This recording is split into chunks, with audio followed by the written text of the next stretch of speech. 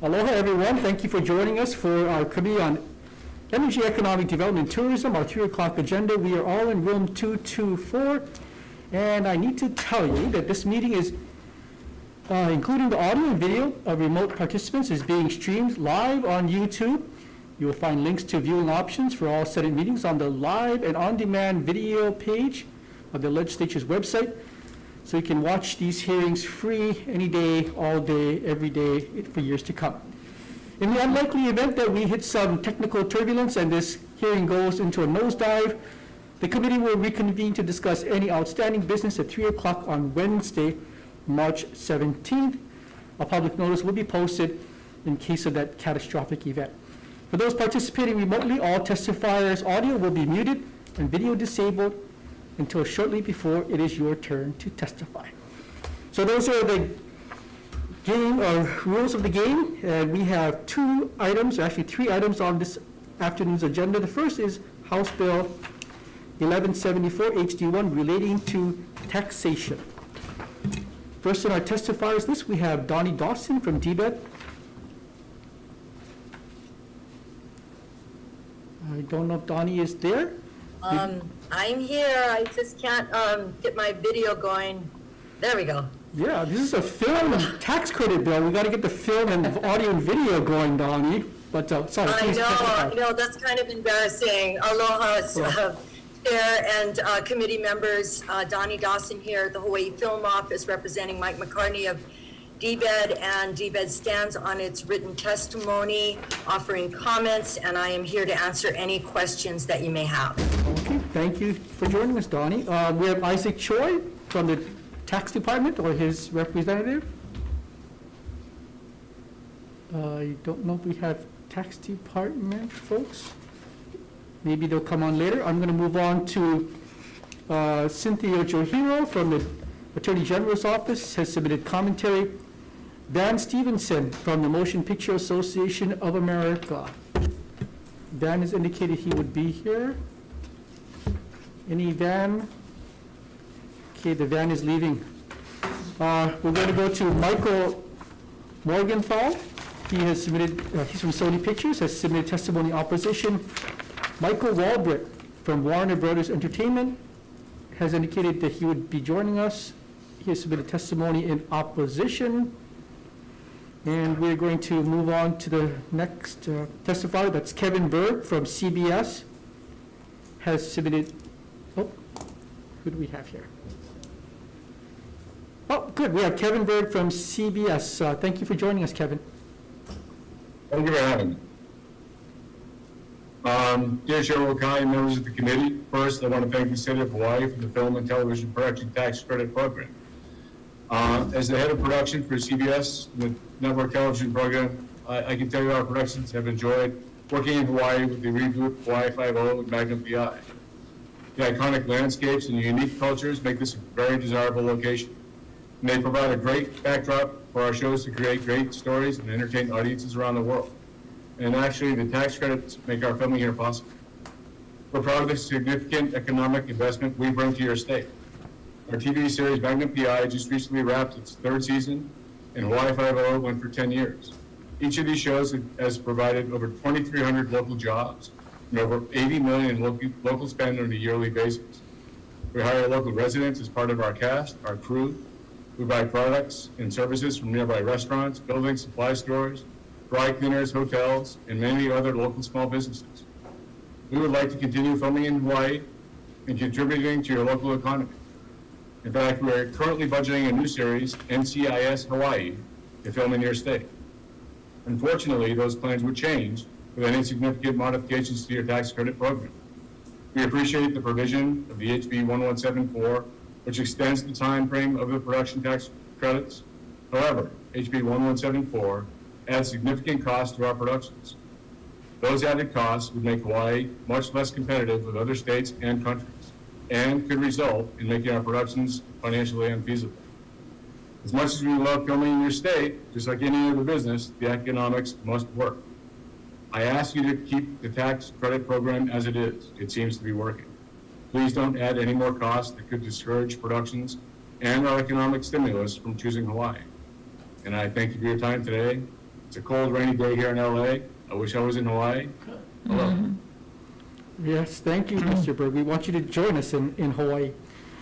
We're going to move on to our next testifier. That's Rick Galindez from Island Film Group. Good afternoon, Rick. Oh, Rick, you need to unmute yourself. There you go. Oh, there we go. Good afternoon, Chair, Vice Chair. Thank you for this opportunity to testify. As most of you know, we've been involved in film and television production in Hawaii since 2004 with Lost and a slew of shows there. Island Film Group is the largest film and TV production company in Hawaii. We're currently shooting a Hallmark movie and have another one coming next week. So we're in the middle of production on 2 films. I will mention that this is the first time in forever that Hallmark has been able to shoot in Hawaii. Combination of a negotiated union agreement as well as the tax incentive. Without that, we would not be economically feasible to shoot Hallmark movies in Hawaii, which is why they haven't done so to date. They do about 80 movies a year, so we're happy that they've decided that this is a place that now they can afford to shoot. So in general, obviously, we're very supportive of the tax credit, and we did have, so we're supportive of the bill with some comments. We also had some issues to point out that we've not been able to get traction on with DBED or the Department of Taxation for various reasons. One of them is a recent change in the general excise tax application to film and TV production. The tax department was concerned about loan-out companies, as is addressed in this bill, not maybe paying or paying the general excise tax at 4.5% rate. So they changed film and TV production to manufacturing. What that did, however, was suddenly subject 100% of our budgets to the 4.5% rate. So now we're getting hit on both ends, and that is a huge impact and not one that will be sustainable for most productions. It's in effect adding 4.5% to the cost, except it's an upfront cost. So it's not even really just a tax credit offset because you have to pay it well before you get your tax credit. So we don't think that was the intent of tax, but tax has taken that position. As I noted in our testimony, they noted in a tax advisory that came out last month that, oh, by the way, the legislature hasn't, addressed this issue. So it seems like they're giving the legislature an opening to weigh in on returning film and TV to manufacturing and not, basically increasing costs across the board by 4.5%. So that's one of our, major issues with regard to that. 2 other issues which are related with regards to the tax credit. The tax credit for Hawaii taxpayers is very valuable due to the fairly recently enacted state and local tax deduction limitation. If a Hawaii taxpayer uses the tax credit to pay their taxes, they basically save the federal income tax on that tax liability, and that's at no cost to the state. Because the state's going to pay out the dollar, whether they're paying it to a mainland production company or anyone else. But if our Hawaii taxpayers can use the credit, it actually is more valuable, which allows us to use the credit to raise money for independent production. And what we would ask is that instead of the allocation of tax credits to be by rule, which is what it says in the current statute, and the department has issued a rule that said they'll be allocated basically in proportion to the investments made in a production.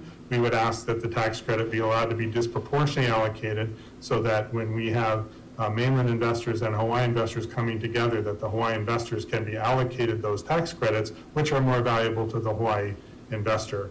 Kind of as a corollary to that is also the ability for Hawaii investors to be able to carry forward any excess tax liability instead of taking it as cash. It's not currently the way the forms are. You cannot carry forward your tax credits, which means that you must take any excess in a given year in cash, which then subjects that income to federal tax. And we would like the ability to let folks just leave the tax credit with the state and use it in subsequent years. So That's kind of our comments at this point. Thank you. Great, thank you, Rick. We have next, Tui Ana Scanlon from IATSE. And Mr. Scanlon, I believe you're going to join us. Yes, I'm here. Aloha, Chair, Vice Chair, and members of the committee. Thank you for having me here and allowing me the opportunity to testify. I'd like to take a moment to apologize. It seems that I had submitted the testimony that I had written to submit to Ways and Means and not to this committee. So sincere apologies for that. But we do stand on our written testimony in opposition to HB 1174 and would like to offer a few comments in that we believe that, first of all, we represent the technicians in the live event, trade show and convention, and film and television industries. And while there are some good parts to this bill, we believe that it will negatively impact our technicians and their ability to seek new work and secure new work. Also, you know, as a former worker in the field, you know, there are some provisions in here. For instance, the must film at least 75% of their movie in town to be eligible for anything more than $5 million in the tax incentive. And just as one of the workers who are on those shows, that isn't the reality that we deal with. That shows come through and you know, shoot a portion of their movie here, and of course we would love to have the majority of that project stay in town, but sometimes that's really just not in the cards with the way that they're scheduled for where they're going to shoot. Hawaii is an incredibly versatile filming location with all the many micro ecosystems, microclimates that we have here. But in reality, how it plays out, it's much more transient in nature because there's a lack of infrastructure necessary to keep those productions here, to keep them in town. We do our best to service them, but I feel that we have not, as of yet, provided the type of infrastructure necessary to keep productions here, feature-length productions, that is. TV shows are a different story. It's kind of the difference between a sprint and a marathon, right? They're the same track and field, but just different events within there. So, other than that, thank you for the opportunity to testify, and we stand in our written testimony in opposition to HB 1174. Thank you. Great, thank you, Mr. Scanlon. We have Tom Yamachika from the Tax Foundation of Hawaii. Has indicated he was going to join us and has submitted commentary, members. We have Amy Hill. She has indicated she would join us. I don't think Amy is there, but I see Van Stevens. Can we go back, members, to Van Stevens? He's with the Motion Picture Association of America. Hi, Vance. Thank you. Thank you, Chairman Wakai. We had a couple of technical difficulties, but I appreciate the opportunity to testify before the committee. Our members and MPA stand by our written testimony that we submitted. Just want to make a couple of key points. Production, I think, as you know, is one of the first employers to get back to work in Hawaii during the pandemic to create jobs and investments. And right now, our best advice to you is to maintain your existing, predictable, and sustainable program, which, up until the point of the pandemic, produced 3,300 jobs and $405 million in production expenditures the year before the pandemic, so in 2019. And I think that's a testament to your vision, the legislature's vision, the state's vision, to create a business that works. And it's competitive, and you've been able to attract not only television series, as Kevin pointed out, like Hawaii Five-0 and Magnum, but feature films, other television series over the past few years. And right now, you're on the precipice, I think, of being able to attract an enormous amount of the billions, literally billions of dollars of production that's out there and looking for homes because of the acceleration of streaming in particular. Not only that, but also the competition from traditional network television and cable television. And, you know, we'd hate to see that go in reverse. And I think that any changes that would diminish the program will make it less attractive. Because right now, the three main factors, cost, convenience, and creativity, the three main elements that go into the decision-making process, cost is key right now. And we think that you have the ability to attract more, but our advice is to leave the program alone, let us get back to work, let us survive the pandemic, and move forward. So, thank you, Chairman Wakai, members of the committee, and I'd be glad to answer any questions. Great, thank you, Vance. We had Sandy Wong, who's indicated that she was willing to provide testimony, but I don't know if I see Sandy there. And members, we have, I'm here, Chair Wakai. hi, Sandy. May I? Yes, please. Okay, so I just, my client has testified, Mr. Galindez, and so I would just stand on his written testimony and his oral testimony. I would just add, though, we have offered some amendments, and our amendments have tried to take into consideration the current economic situation that the state is in. We are very sensitive to that, but also try to save the industry and especially help local film people here in Hawaii. So I hope the chair and the committee will look at our amendments and give them some consideration. Thank you. Great, thank you for joining us, Sandy. And members, we have a number of individuals, mostly from IATSE, that's the union, the filmmaking union, and all are in opposition to this measure. And I don't know if we have anybody else willing to, Amy Hill, I think I called you earlier. Amy, please feel free to share your comments on House Bill great. 1174. Oh, thank you. Yes, I stand by my written statement, but above and beyond the financial aspect, I am just an actor, but I feel like productions benefit from the incentives by not only showing the beauty of Hawaii, but more often incorporating stories of the people. I know our production tries to give an honest depiction of issues faced by the community, and your productions are taking a stand in bringing local stories by local artists to the world. It gives them a huge platform, and we need to encourage this. Our casting considers Hawaii our home, so we give back, not only financially, but in sweat equity. So let's keep what we have in place. Don't change things for the negative. I'm in opposition to these bills, obviously, and I want to see it grow. Thank you, that's all. Great, thank you, Amy. And I believe we have DOTAX available to comment. Did I see? Hi. Aloha, Chair Wakai, Vice DOTAX. Chair Ms. Aluchan, members of the committee. Apologize having technical difficulty in logging in, but Chitin Sakata for Department of Taxation, and we stand on our written comments available for question. Thank you. Okay, thank you for joining us. And I believe that is all we have online.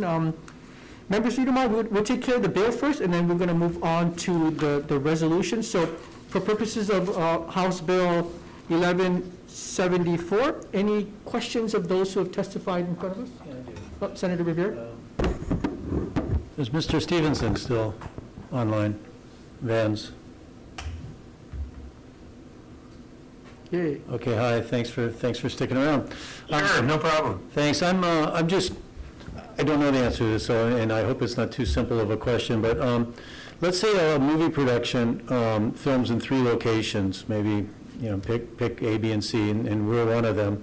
We have a production credit of, I guess, up to, say, $15 million. And let's say you spend, for simplicity, $100 over these 3 locations, and maybe it's, just say it's equal, 1, 2, 3, so 33% of the monies have been budgeted at each place. Do you account for that in the application for the credit, or do you go straight to the 15 million? Is it all, in other words, is it always 15 million, no matter how long you stay in Hawaii? Well, so I think you're saying that, like, if you had a feature where you produced some in Hawaii and some other locations? Yes, what you're saying? and is it, so in other words, do you seek out the credits based on the money spent on the total production, or do you actually parse it out, well, we spent about this much money in your state or your country or whatever? Our companies look at it on a per production basis, whether it be a television series like Magnum PI or a movie like Jurassic Park. It's about the credit. It's about how it compares to other locations. There's script requirements. For example, could you film a movie that wants to get a Hawaii look somewhere else, like Puerto Rico, for example, which has a 40% credit. So it's basically, it's dollars and cents right now. What works and what the cost is the first consideration. Obviously there's script requirements, that can factor in if two credits look about the same and you really want to be in Hawaii, for example, versus Puerto Rico, Los Angeles, Fiji, Japan, somewhere else. I'm sorry, I'm not asking it, I'm not very articulate in my questioning, but it's, I guess what I'm trying to get at, do you have to demonstrate that you spent a certain amount of money to get the credits? I guess that's how whether you get 5 million, 10 million, or 15, is it based on how long you're here and how much you spend here, or is it just based on the total production of the film, including everywhere else? It's about how much you spend. Here? Jump in real quick. Yeah, I'm just trying to figure out, because the idea is, this whole idea about this, the current version says 75% of the money has to be spent in the state effectively. And I just was curious how we know that you've spent enough or lots of money. Let me turn it over to Kevin Berg, who's head of production at CBS, to answer that directly. Very quickly, what we do is when we see a project on the horizon, we start the budgeting process right off the bat. And we look at our total spend and where we're going to spend that money to most effectively get the best program on the air or in the theaters. So if we look at it and we say this project really wants to be in Hawaii, we need the locale, we need the look, we need the this, but I only need it for 10 days out of 70 days, we would say that doesn't work because due to the new bill. So what we do is we kind of parse it all out and say, okay, well, if I can put this many days in Hawaii and this many days in Puerto Rico, make it work out, it's a balancing act. You figure it all out at the very beginning before you even greenlight a project, before you start rolling on a project, how much money is going to come back from the incentives, all goes back to the production budget. So let's say we went the other way and went, say, from 15 million to 20 million, would we expect you to stay 1/3 longer and spend 1/3, that much more? Or maybe we can't come at all.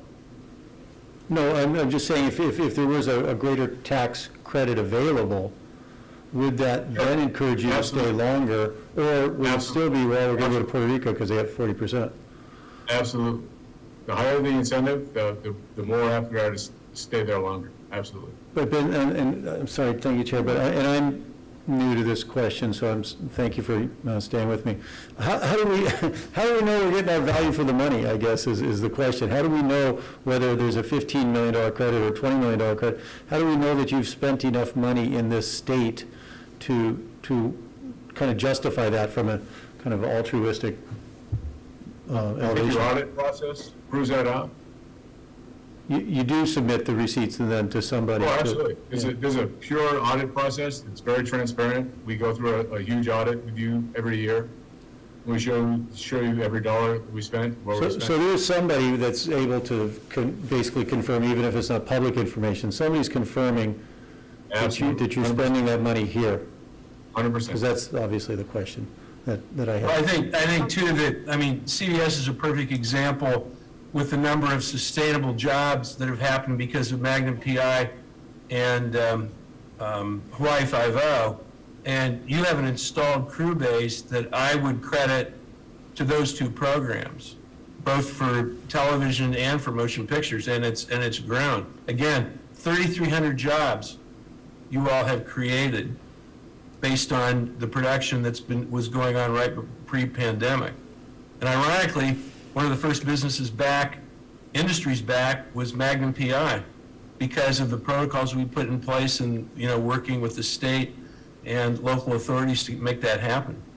And I will say, very quickly as an aside, Magnum PI started and finished with no production pauses due to COVID-19.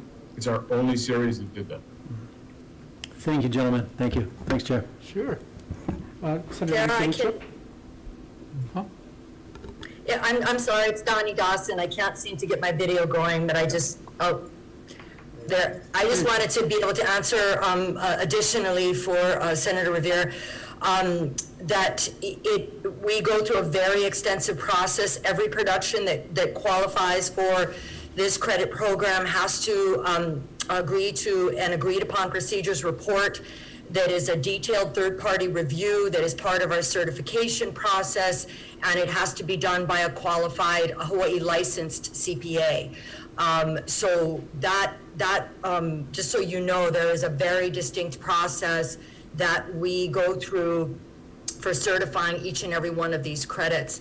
As far as the decisions that are made to bring a production to our jurisdiction, so much of it depends on, as the gentlemen are already articulating, in where they can do it creatively, but primarily where they, how much it's going to cost them and can they afford to bring it here. And a really good example of a production that we lost to Hawaii because we could not compete with another jurisdiction is Dwayne Johnson's Young Rock series, where the government of Australia had an incentive that they could not ignore and took the entire production, much to the disappointment of Mr. Johnson in not being able to film that series in his hometown, so to speak. So in that case, millions of dollars were saved by the production, but you have a situation where Australia was doubling for Hawaii.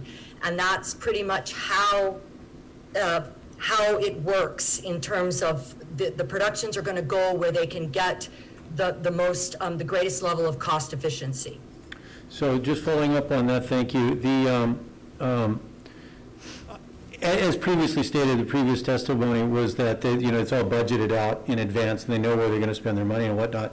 So do you see when you're doing the back, the books at the end when they're coming in for the credit, do you see sometimes that maybe they ask for, they earned the $15 million credit as an example, or whatever the amount is, but they could have qualified for more? Do you see that from time to time? That is more on the rare side. Yeah. I would say that the television shows, when they were producing, and Kevin can speak to this, but when they were producing in excess of 22 episodes, like Hawaii Five-0 did, that they would cap out at 15 million. But that is not the case now. I think Magnum produced 16 in season 3. Is that correct, Kevin? 18. 18. So, but they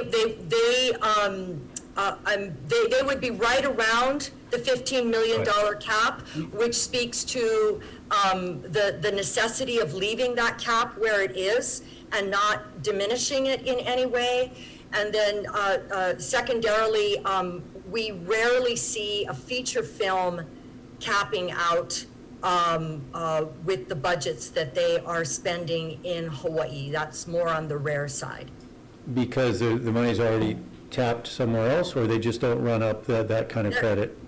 They're not spending that volume of money, and to be honest, they may be spending it in other jurisdictions, such as Atlanta, Georgia, that may be offering a higher incentive program. So Hawaii is, in those cases, is not necessarily getting the biggest piece of the pie that it could if the production production tax credit were more generous than it is. And so if we were, again, back to ask that other hypothetical question, if the credit was increased, say from 15 to 20 million instead of decreased, would we likely see these producers do more work, have more episodes, or do more in Hawaii? Or is 15 just kind of the magic number? Well, but I think if you were going to take any kind of look at increasing the per production credit cap, it would be flawed to do so without looking at the overall spending cap.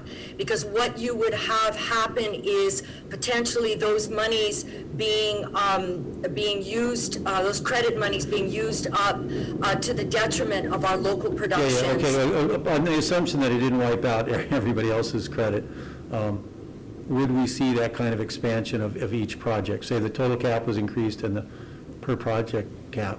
Potentially, yes, but it has to be looked at in the full context of the credit program and the overall spending ceiling. Okay, because sometimes I think that, well, maybe it's just all about the credits and less about, from our point of view, stimulating our economy. And I realize they go together, and I'm not making any insinuation there. I just think that sometimes it's such a blunt business, which it is. I just wonder. Okay, I just want to get a better understanding of it. Thank you all. That's it. Senator Misalucio? Okay, great. Thank you, everyone, for the robust discussion on HB 1174. Now we're moving on to the next item on the agenda. No, sorry. Oh. Just question, I thought you had a question. Oh, no. We're going to get to that. She's ready. Sorry. Sorry, no. I thought that you were turning it over to me already. Oh, no. Okay, We're going sorry. to get to the resolutions in a second. Okay. Senator Favela or me, any questions? Senator Favela? No, Senator Lee can go that way. Oh, thanks. Just briefly following up on some of the comments before. I'm relatively new to this committee and this particular issue area, but it strikes me there were three things mentioned in particular that made productions attractive or possible. And so correct me if I'm wrong, but talking about facilities, so in other words, studio space and all production facilities. Secondly, the talent base and the folks who are there through the unions and everybody else that are actually working the shows, and then of course the credit. Is there anything else as far as like major attractive components that are missing from that equation? Generally? We have a very, just to let you know, we have a very hard-won, film-friendly reputation, which is known globally. And I think that goes hand in hand with all of the other items that you mentioned in terms of productions wanting to come here by and large. They just it has to be cost efficient for them to do so. So just looking at that whole package of stuff, if you can call it that Hawaii has, frequently we're compared to Georgia, or at least in our view, we compare ourselves to Georgia, trying to bring stuff here. But like at least when I was paying attention to movies and whatnot when I was growing up, it was never really a thing. And now obviously it's a Hollywood of the East, so to speak. And I mean, what is it that is so great there of these different components? Like, how do we compare in each one? It seems like they probably have a similar credit situation, but is it other stuff that's bringing sort of production facilities? I mean, bringing interest there? By that, do you? No, go ahead, Go ahead, Vance. Go ahead. No, I was just going to say, Senator, there are probably a dozen jurisdictions on the mainland where you basically compete. Georgia has had a production tax incentive now for 9 years that has been virtually the same. Now, it's a 30% credit, and there's an unfettered budget. In other words, whatever comes in gets the credit. And last year, there were more motion pictures produced in Georgia than anywhere on the planet, including California, for that very reason. And that's because it's had a predictable, sustainable credit for a long period of time. Now, not every state, including in Hawaii, may be in a position to offer that kind of credit, but that's what you're competing with. Illinois has a credit, no budget. New York, $420 million per year rolling cap, and they just added $420 million in their proposed budget. They're going to be beginning to negotiate here in the next couple of weeks. Massachusetts right now has a bill where they're going to get rid of their sunset date. Pennsylvania has 3 different bills to increase their credit and their attractiveness. So everybody right now, you've got a lot of competition and a lot of states either adding money or extending their years to attract more production. Also, if I may, you're also competing with CGI. Hawaii is Hawaii, and New Orleans is New Orleans, and certain cities are certain cities. But with CGI and the AR walls right now, you're competing against that. So if I can shoot my series Hawaii 5.0 or NCIS Hawaii on an AR set, as opposed to practical, you kind of weigh the difference. That didn't exist 5 years ago. I couldn't shoot Hawaii in LA 5 years ago. I can now with an AR wall. But hypothetically, if the state, in my perfect world, we'd love to see a robust, legit competition with other states, but obviously resources are tight. I mean, and we don't have a lot of studio space. Hopefully that changes in the near future. But if we were to, I mean, go that route, I mean, is it realistic, even if we had all the studio space in the world plus a stable credit, that we'd get a significantly larger chunk of production here compared to other places? Or does that distance play a real factor? Distance plays a factor for sure, but there's no doubt that if we had stronger infrastructure that has in places like New Mexico and New York and others, New Zealand and parts of Australia that have built up around this industry, there is no doubt that we would attract more and more production. It would be more production, more jobs, more tax revenue, exponentially so. So that's all part of it. And I think that, the testimony that has been given so far is focused on the one key point, and that is this industry is bar none the safest in the COVID world, and it has the ability to really stand in the gap for tourism right now for Hawaii and to immediately pump dollars into our economy and create jobs.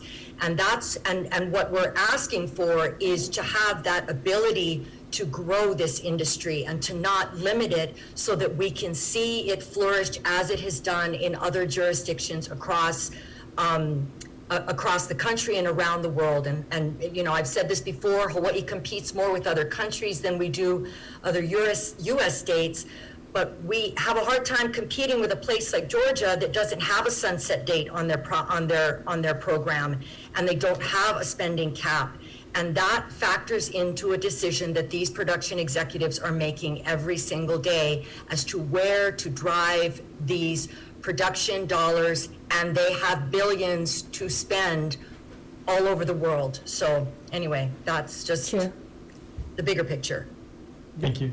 Thank you, Chair. Okay. Senator Favela?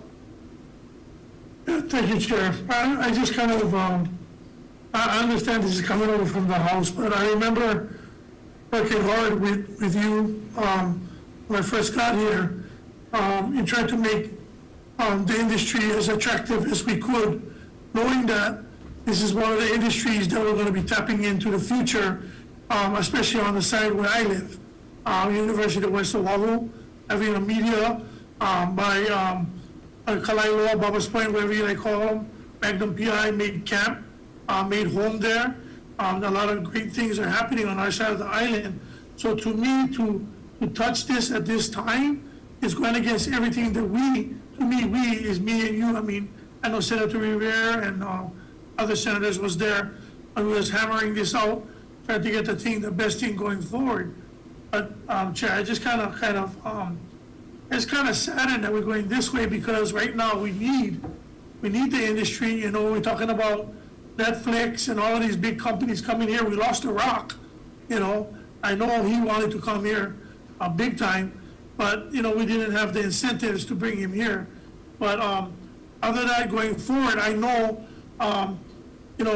Jason Momoa also wants to film here going forward for the rest of the episodes of Aquaman. And that's something huge for our community, because his family is all on the west side of Nanakuli, Uncle Joe Momoa and all the rest of the family. So I think that's something that we need to look in if we want to lose all of these potential revenues coming in and the attraction that Hawaii brings, besides the beauty and the people. We have to have something else to bring them there. And Georgia don't have the beauty. I'm sorry, I'm not from Georgia, but if anybody, I don't offend nobody out there. But Hawaii, man, come on. I mean, we You know, Chair, I mean, that's just my opinion, but, you know, this measure going forward, I cannot support it. I would have to vote no. Thank you, Chair. Okay, sure. Senator Misalucho? Yes, Ms. Dawson, I so appreciate the, all the things that you had shared to educate us on this issue. I'm kind of a little, I guess there was a testimony from Tax Foundation which talked about the confidentiality and that there's not a lot of material data that would indicate the total revenues that were generated by the film industry. And I know you're probably stymied by the confidentiality of some of these productions. Is there a way where we can, maybe moving forward, because I think we need to be able to rationalize and validate these credits. It's been, you know, these credits date back 20 years, but it's really hard, other than the anecdotal information that you've shared, to really put a number to it. So in the end, we're able to make more, I guess, appropriate decisions. So would that be something that the industry could work towards more transparency? I think the industry does work to, as much as it can toward transparency, and the confidentiality issues are, there is language in the statute as it exists now that protects taxpayer confidentiality. We do provide reports to the legislature annually that break down the expenditures by production, but we have to adhere to the statute that says that the names of the productions are redacted to protect taxpayer confidentiality. So if there's going to be public disclosure, and I know there are other measures going through the legislature that seek to do this as well, we're going to have to correct that aspect of it.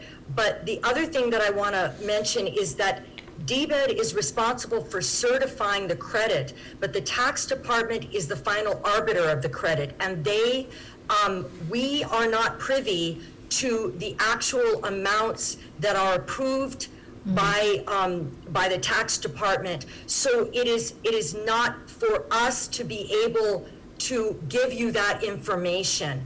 And I would need to defer to DOTAX on that issue, because they're the ones that are charged with the protecting of taxpayer confidential information. Okay, thank you. We will certainly follow up with DOTAX. Mahalo. Sure. Donnie, I have a couple of questions. In this pandemic time period, the film industry is one of the few industries that have actually grown during this time, particularly because of the content, the desire for content. All of us are staying home watching way more Netflix and Hallmark and CBS and what have you. And that Hawaii is seen as a safe place, as you mentioned, to do business here.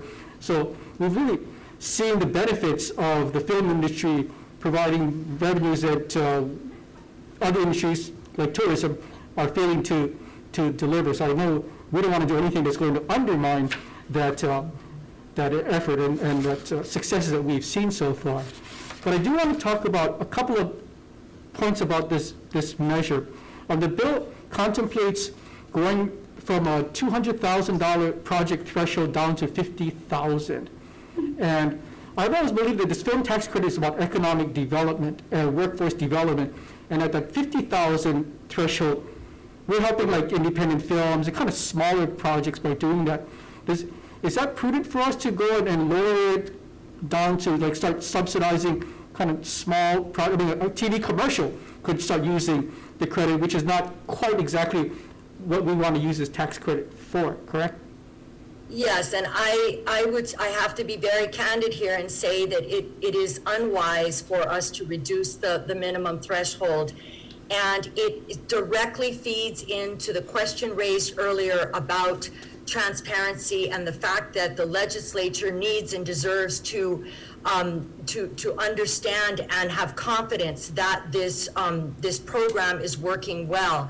I think that productions that are working with very, very low budgets, like $50,000, they are going to have a very difficult time providing. First of all, they're going to have a difficult time complying with the mandatory CPA third-party review, because those those CPA reviews, agreed upon procedures, reviews are going to cost in the neighborhood of $7,000 to $10,000 at minimum, and they're just not going to be able to secure that. And we need that. The legislature needs that. The tax department needs that in order to properly and effectively certify these credits. This is all about managing well the taxpayers' money. And so I think it would be precarious at best to reduce that $200,000, and we've been through this for years. It was a good kind of middle ground to address the low budget projects and the commercial sector.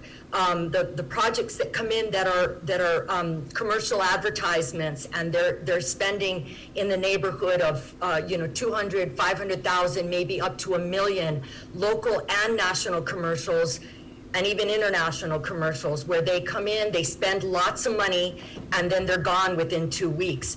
I think it is would really challenge the program significantly to reduce the dollar threshold for minimum qualification. Okay. I want to go back to the discussion about the per project cap. Right now it's at $15 million. This bill contemplates it going down to $12 million.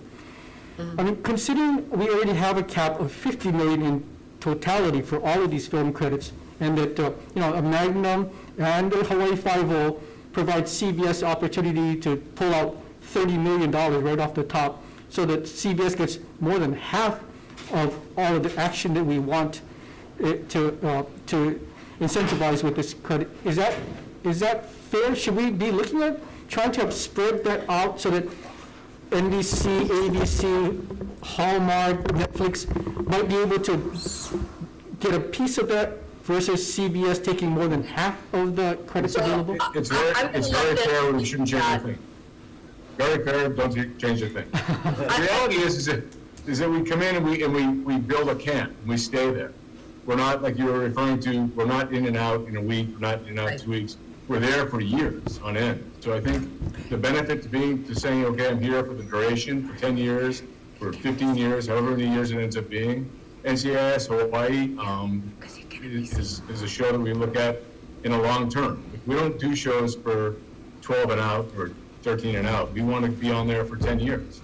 So I think it's fair when you look at what your base level is looking at. So if I say I'm going to be here for 3 months, then you're right, it wouldn't be fair. If I say I want to be here for 10 years, then I feel it's fair. Yeah, and I totally agree with that. And I also,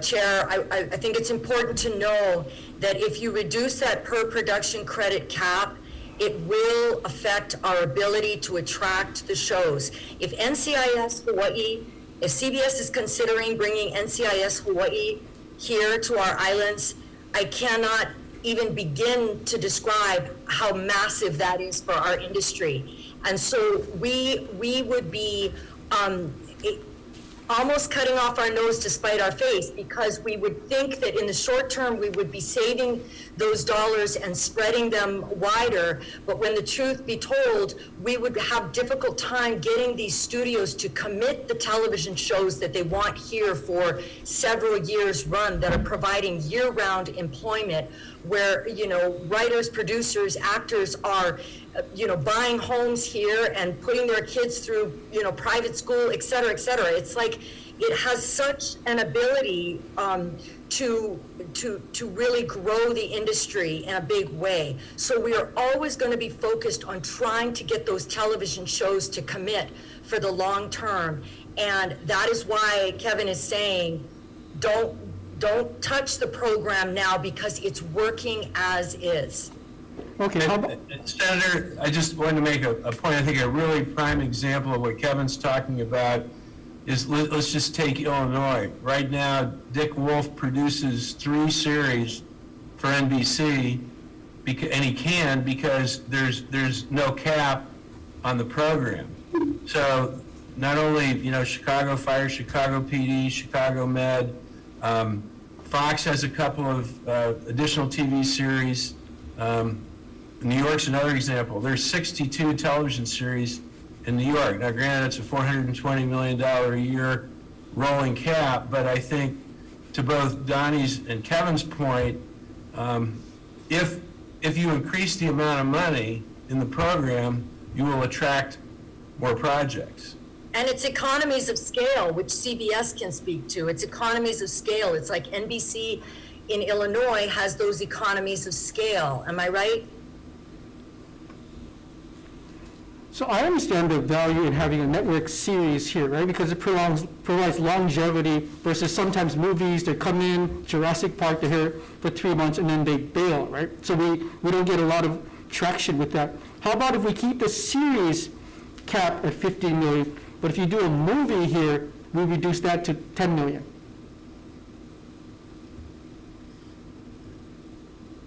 Well, I don't think you, I guess, Senator, I would respectfully submit that you would not want to limit yourself. I mean, you've gone through periods where you might have a Jurassic, but then you have another movie right after and another movie right after. So those people are continuing to be employed. So I don't think you should limit yourself, because the people that are in film finance that are looking about where to go are going to make, that decision based on, if you have a cap.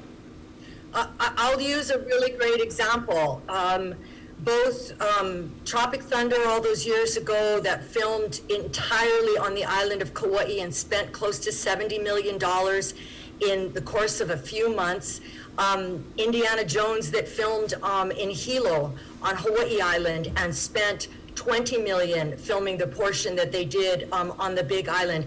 Those neighbor island communities have never seen that kind of massive economic infusion into their struggling economies.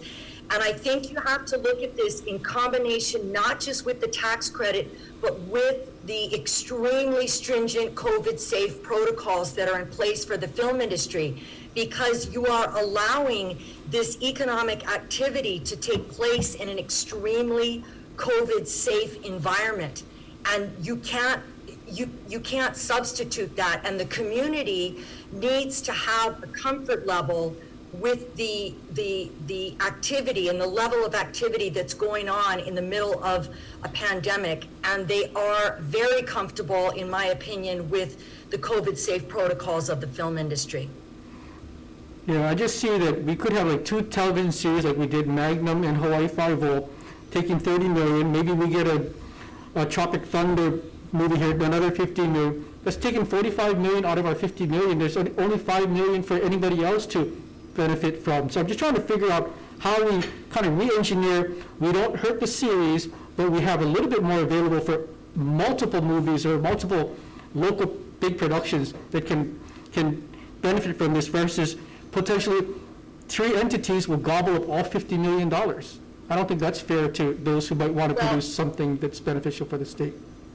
It works now because it is a rolling cap, but we're not, so basically we're using the rolling cap to make the 50 million spending ceiling work for our purposes, but it is an insufficient cap, and sooner or later we're going to have to address that larger issue, because as we get closer, either we're going to extend the sunset date, which DBED has testified in favor of, we're going to have to take another look at the cap, because you're right, we can't afford to limit ourselves in that way. We're making it work now with not just a couple of TV series. We have 3 television shows and potentially 2 more coming to Oahu alone. And we have smaller television shows in the reality television realm, that are looking at each of the neighbor islands, Hawai'i Island, Maui, and Kauai.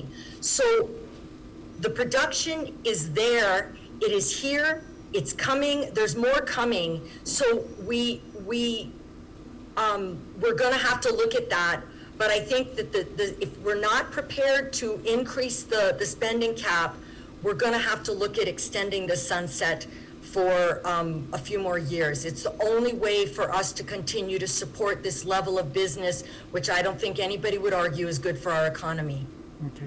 And I think real quickly, we talk about it all the time, that the continent right now has never been busier. It's never been busier, and we're bursting the seams and we're out of space.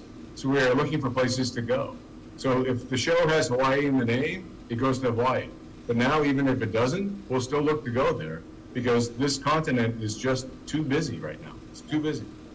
Yeah, I think, Senator, as I said earlier, you're really on the precipice, to Kevin's point, to really grow the program. And I think, to what Donnie said, you really want to explore potentially raising that cap to attract more business, if it's in your vision as a key economic development program for the state. Kevin, I just have one quick question. Going back to your comments about AR and CGI and how you can replicate any place from any studio, any place on the planet. If Hollywood or Georgia can double for any place in this universe or Star Wars or someplace in Fantasyland where unicorns live, what's the realistic expectation that Hawaii is going to be able to grow this movie industry? I understand right now we have seen the benefits of it, but if every place can be faked out in a sound stage, really, what is the growth potential for Hawaii if we can't sell our beauty to filmmakers anymore? Capital investment. And by that I mean you have to spend a lot of money to make the AR wall work.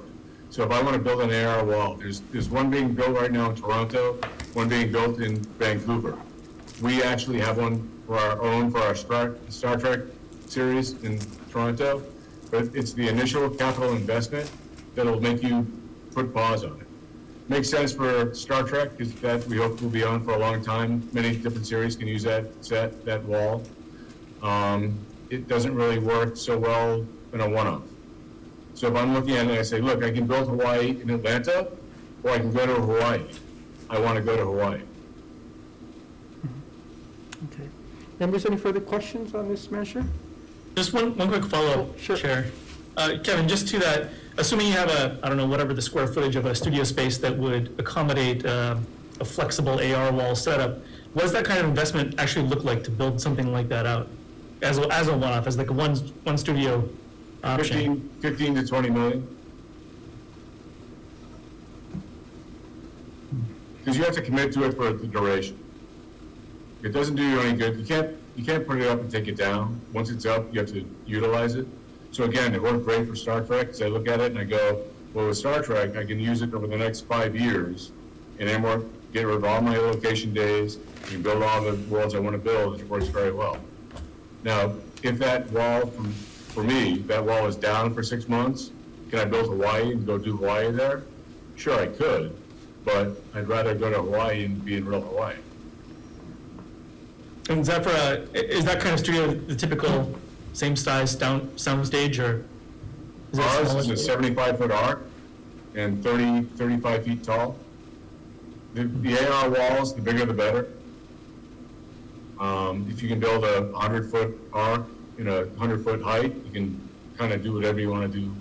But 100-foot height, you will never get. So if you get a 50, 60-foot height.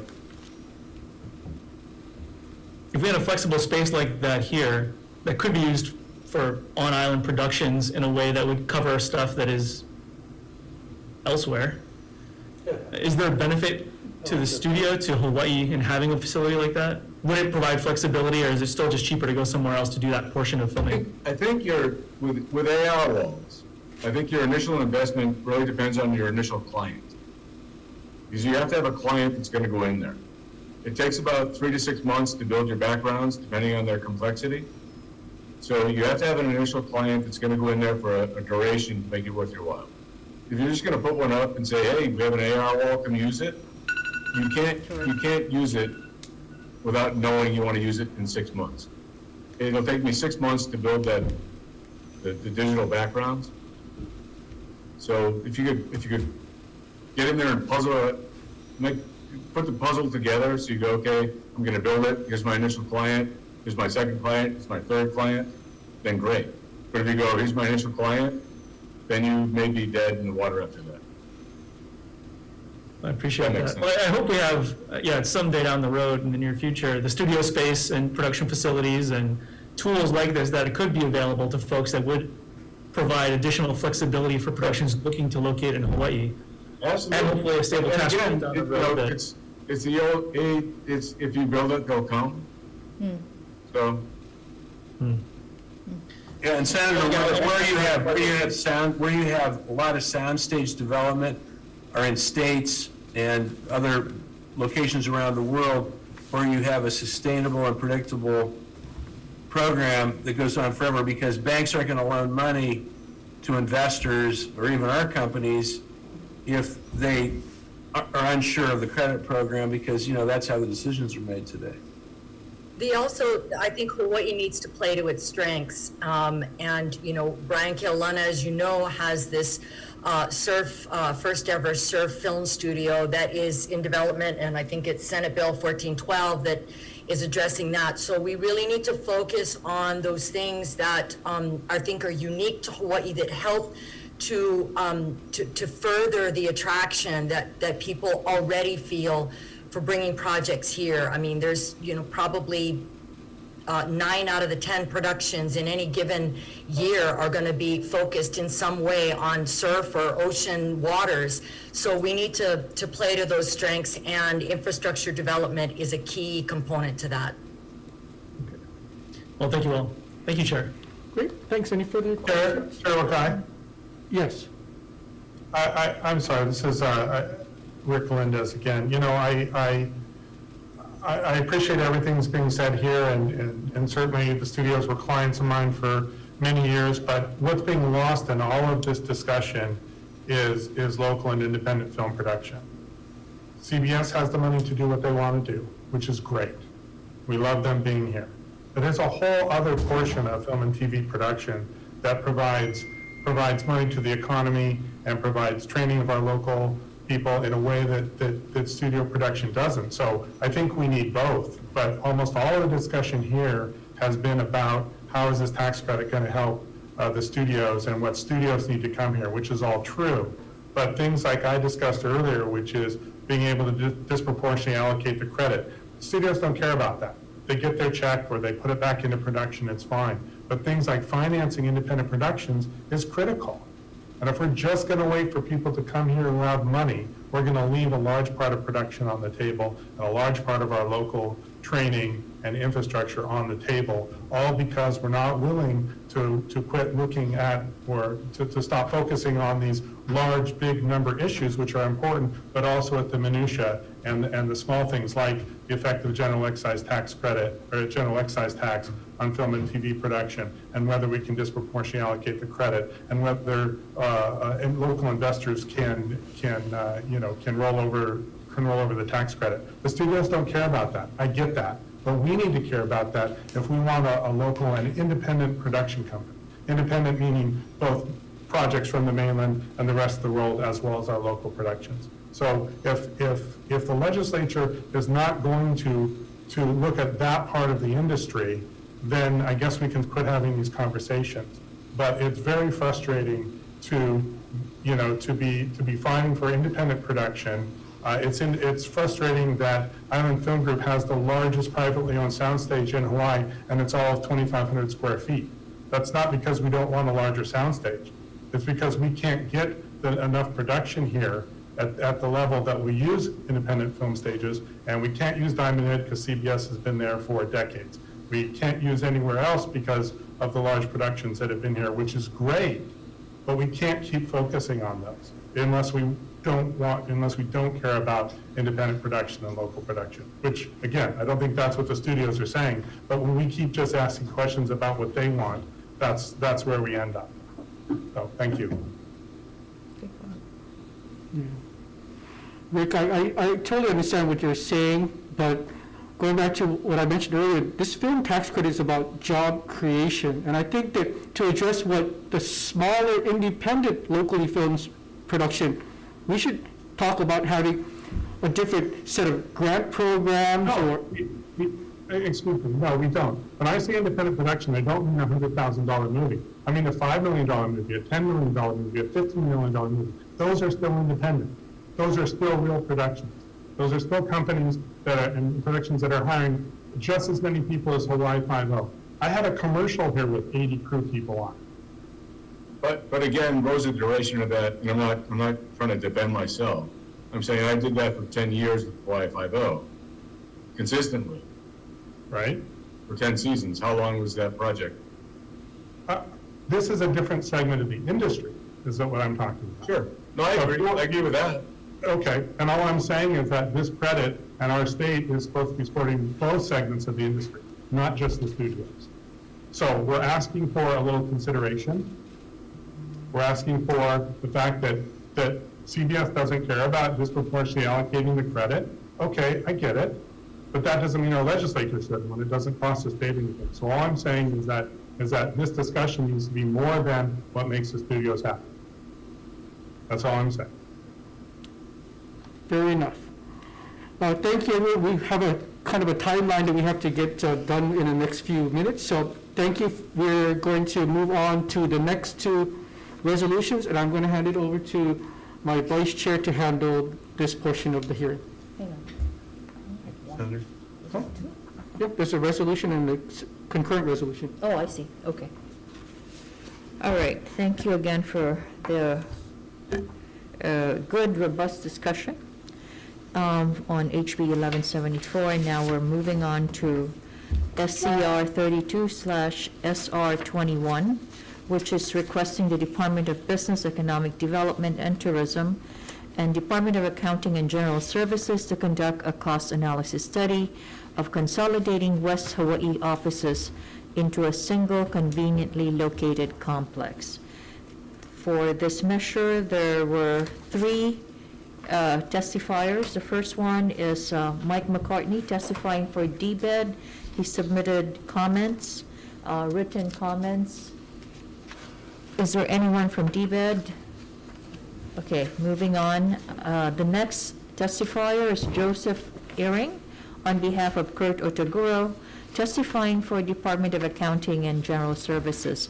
And this is in support of this resolution. So is that Mr. Faring? Mhm. Okay, go ahead, Mr. Faring. Or Earing. Yes. Good afternoon, Chair, Vice Chair, committee members. My name is Joseph Earing. I am the Planning Branch Chief for the Public Works Division. I see the comptroller, I think the comptroller is on, so I'm here to support the comptroller and available for questions. Thank you. Okay, any questions for Mr. Earing? Okay, members. Okay, the next testifier or submitted testimony is Kathy Betts, Director of DHS, and she submitted written comments as well. I don't see Ms. Kathy Betts, so I think that's all we have. Any questions, members? Hearing none, I'll turn it back to the chair. Okay, members, we're going to go into a brief recess prior to taking the vote.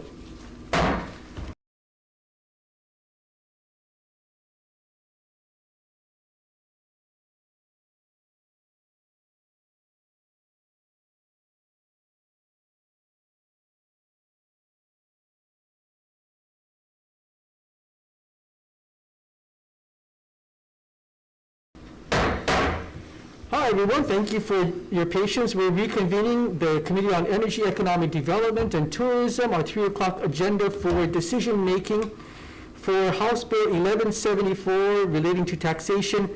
We had a very robust discussion, and even amongst ourselves in the little room that we were just in, would like to kind of flesh this out a little bit more. So we're going to defer decision-making to Friday. That's this Friday. What's the date? March 19th. March 19th at 3 o'clock.